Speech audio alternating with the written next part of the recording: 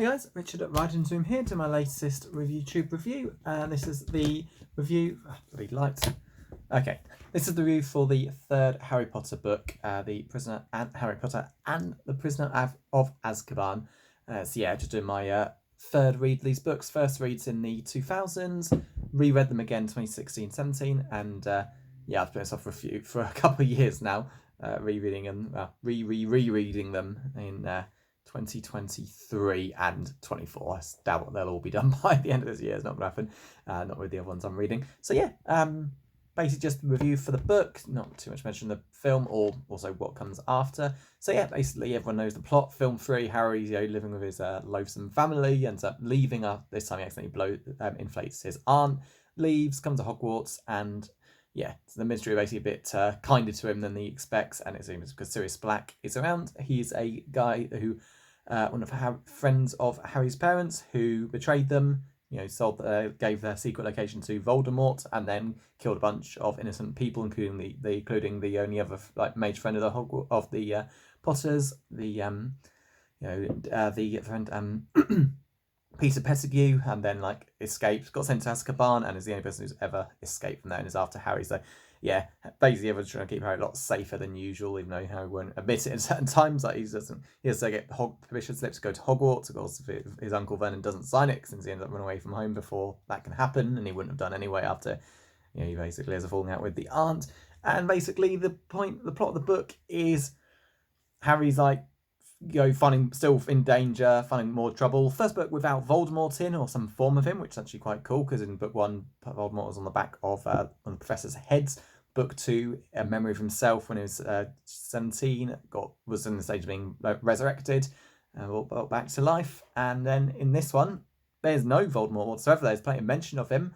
You've got these new villains called the Dementors, basically these ghoulish creatures that make you live out your worst memories. And that basically becomes the replacement of Voldemort, effectively. In Defense Against Dark Arts class, there are these boggarts, which are they imitate whatever it is you're most scared of, and rather than seeing Voldemort, it's how he actually sees the Dementors, which is pretty cool. So yeah, there's plenty of talk about Voldemort coming, and the steps to bring him back are really shown in this book. But yeah, it's the first one. Spoiler for the others, only one, which he doesn't appear in any form, which is just one of the things I like about this book. Yeah, I always liked this book a lot. I always found it the best film, even though this is the first one, which annoyingly begins cutting much more than needed to. Film 1, but 1's pretty much identical. Just a few little bits cut here and there, but nothing major. Similar thing with book 2. If anything, book 2 felt way too close, except it just cut little bits out, like the Sir Nick's Death Day celebration. Book 3 cuts out a lot, which I hated, such as the Quidditch stuff, but overall I found the film had a new director, totally different feel to the previous ones, make it, to me, my favourite film in the series, even with what they were cutting. So it is nice reading this book again for all the stuff that was cut, for example, Quidditch. So it's nice if you're invested in all the characters, not just Harry, because yeah, it's Harry's 3rd year, but for his captain, Orville, it's his 7th year. I think it's the same for one of the other characters, or if not, someone's in a 6th year. And for the captain, it's a huge deal that they win, because this is his only chance to win Quidditch at the school. And it's really good that there's a huge focus on it. Yeah, like all good captains, he come up with excessive team meetings, schedules, practices, all of that, and yeah, they eventually win, which is great. So yeah, I always loved that was part of it, and you can bet it's one of the happy memories Harry needs for either this or later. When he does cast it, that's basically him on the cover casting huge Patronus, something he learns how to do to stop the Dementors. They don't say what he's thinking about, but I'm pretty sure it's a moment of winning the Quidditch Cup in this this book. But yeah, that's one of the things. That's to me the biggest thing that they cut from that they didn't adapt for the films, which is annoying. But now I could do. I'm sure the TV show that's on the way, which I still think is pretty unnecessary, is going to put all that in. But yes, basically Harry learns from the new Defense Against Dark Arts teacher, 3 out of 3 now, that he can stop it. It's highly advanced magic, way beyond year 5. It's way beyond the Owls, which is the level 5 rank. So yeah, way beyond probably something not even a year 6 or 7 could do that easily. Keep my arm in the way. There we go.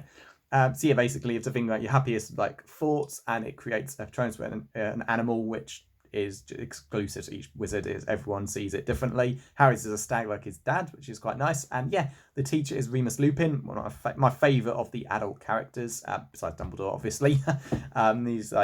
He's also a friend of James and Lily, part of like Harry, James's group or gang as it was when they were younger. And yeah, he is a werewolf. So yeah, he only does this job for a year, which is a shame. But yeah, he's werewolf, so hated by like ordinary people in the wizarding world, and his friends basically became animals, animagi, to help him when he was younger. He only had to isolate himself at school because he's basically had the condition all his life, and yeah, his friends he pretty illegally transformed again highly advanced magic to so he wouldn't be alone when his transformation, and they to isolate him. And of course, they helped him roam around, but they'd keep him in check so he wouldn't attack any innocent people, which is quite nice. A lot of good backstory to this, which is what matters. But yeah, onto the main thing then. So yeah, Sirius Black is innocent. It's the other way around. Peter Pettigrew was the one who did all those things, and he is actually Ron's rat, Scabbers. He's that was his anime guy, a rat, and he's just been in that form the whole time. The only reason that like events happen is because Ron's family win a load of money, go off to Egypt. Sirius sees the picture and the Wizarding news, and Scabbers is missing one of the nails on his paw, and it's because when Peter Pettigrew did those things, he basically cut his finger off to basically look like that was all that was left of him when he escaped. And yeah, that's how Sirius notices. That's why it's not contrived or anything. That's a logical reason why he shows up on the scene, which is very well done. And it all comes to a head that he's innocent, and they basically decide not to, as much as Remus and Sirius want to kill Peter Pettigrew for what he's done. Harry stops him because he knows his dad wouldn't want that, and of course now they can, with his evidence, get him sent to Azkaban and Sirius freed. But of course, when it's all going so right, it all goes so wrong. Remus, eventually taking medicine, potion Snape's been brewing him to keep him safe during his transformation, so he wouldn't stop him transforming, and he doesn't take it because Sirius shows up, catches Ron because he's after Peter Pettigrew. Harry goes in there. Remus has got the magical map which shows everyone's names on. A prank gift from the Weasley twins, but it's something that Remus and the others had when they were younger, which they made, which is quite cool. Again, so much nods to the back. And of course, he transforms into a werewolf. Sirius stops him, gets injured. Remus just roams off, and then it's too late. There's no chance. Peter Pettigrew escapes, goes, and the Dementors close in, and Hermione and Harry get knocked down, and the Dementors basically swooping on Harry and Sirius. So that's the end. But nope, suddenly Harry sees someone that looks like him casting the Patronus, which basically Hermione's using time travel to go to an insane number of classes, which is frankly insane they'd allow it in the first place, but they use it to save Sirius. And another main part is that Hagrid's hippogriff, Buckbeak, basically attacks Draco Malfoy in a well-deserved attack, but of course he plays up his injuries, and poor Buckbeak is sentenced to be executed, but they use the time travel to save Buckbeak as well as Sirius, which is quite nice. Hagrid gets made to a teacher in this one, which is quite cool. There's just loads of little changes. Snape's still teaching potions. It seems Dumbledore's making sure he doesn't get the dark arts position. And so sucks. Peter Pettigrew escapes. Sirius manages to escape as well with Buckbeak, but it's still a wanted man. But he says he'll still make sure he can see Harry from time to time. And but what Remus is to resign because Snape makes sure everyone knows, because despite the truth, he won't accept it and just reveals what's going on. Remus is werewolf. He helps Sirius Black, so he gets basically forced to resign. So it's a shame, and of course it's quite sad seeing that Dumbledore, the person you think could do anything, really is lacking power. Particularly with Ministry matters, he really can't do enough. And that's the end of book 3. So really good book, so much to talk about really that's in this. Again, lots that was cut for the film, but lots made it. E.g., slight changes though. The firebolt, how he gets halfway through, which is why they win the cup pretty much. That in the film is given to him at the very end. So again, if they're gonna cut the focus on Quidditch, I'm not surprised they didn't have him get it at Christmas time.